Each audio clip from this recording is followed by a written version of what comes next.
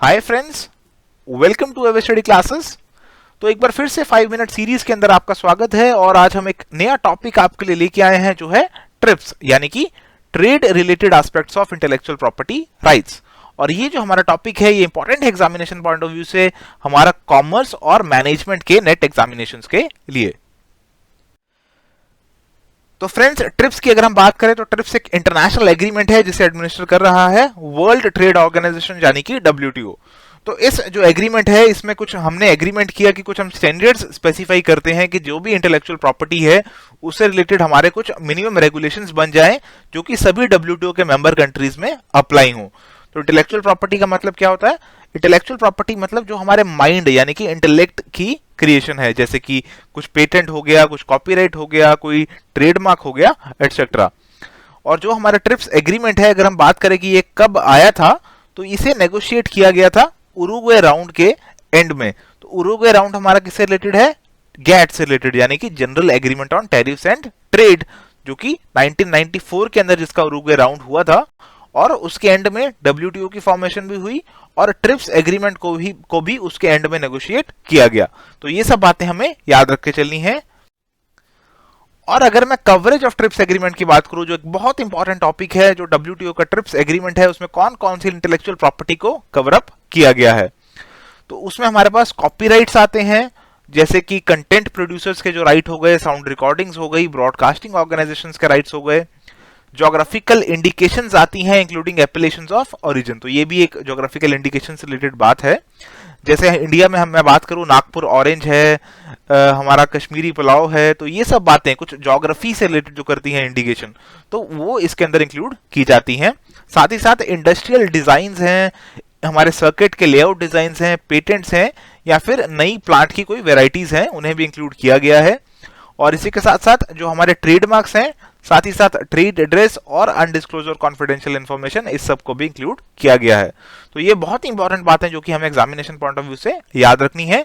और एक बहुत ही इंपॉर्टेंट बात और भी है कि ट्रिप्स के अंदर ये भी बताया गया है कि ये जो इंटेलेक्चुअल प्रॉपर्टी है इसे इन्फोर्स करने के क्या प्रोसीजर्स होंगे, क्या रेमेडीज अवेलेबल होंगी अगर किसी का कोई राइट ब्रीच हो जाता है इंटेलेक्चुअल प्रॉपर्टी से रिलेटेड, और अगर कोई डिस्प्यूट हो जाता है उसको कैसे हमें रिजॉल्व करना है। तो WTO का जो ट्रिप्स एग्रीमेंट है वो बहुत कॉम्प्रिहेंसिव है और उसमें बहुत सारी चीजें जो है कवर अप की गई हैं।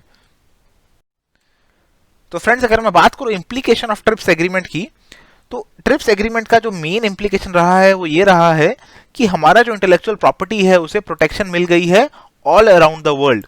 तो ऐसी प्रोटेक्शन से क्या हुआ है? प्रमोशन हुआ है टेक्नोलॉजिकल इनोवेशंस का, और नई टेक्नोलॉजीज डेवलप हुई हैं जिससे कि बेनिफिट हुआ है हमारे जो टेक्नोलॉजी के प्रोड्यूसर्स हैं उन्हें भी, और जो टेक्नोलॉजी के यूजर्स हैं उन्हें भी।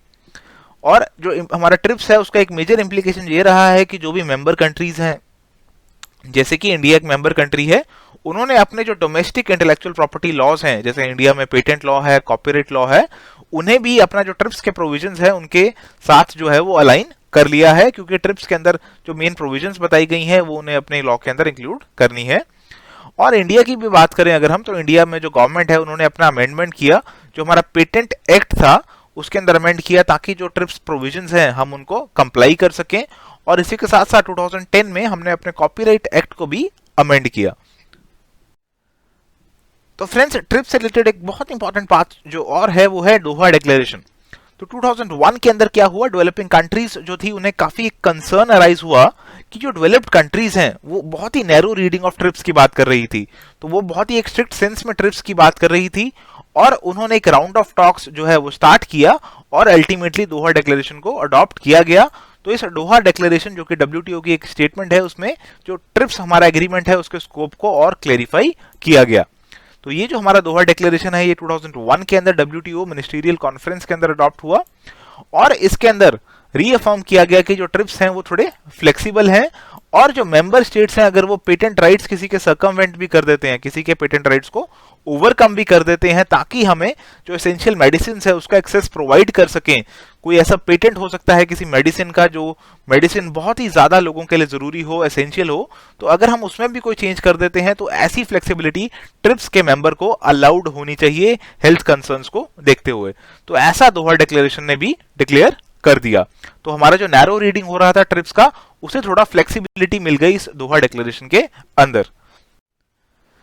तो फ्रेंड्स यहाँ आपके लिए एक प्रैक्टिस क्वेश्चन है WTO ट्रिप्स एग्रीमेंट से रिलेटेड, आप इसे अटेम्प्ट कीजिए और अपने जो आंसर्स हैं वो हमें कमेंट के अंदर बताइए। Thank you friends. अगर आपको ये हमारा वीडियो पसंद आया हो तो जरूर लाइक करें, हमारे यूट्यूब चैनल को सब्सक्राइब करें और अपने फ्रेंड्स के साथ शेयर करें। और अगर आपकी कोई क्वेरी है तो आप हमें मेल कर सकते हैं और हमें फेसबुक और टेलीग्राम पे भी आप फॉलो कर सकते हैं।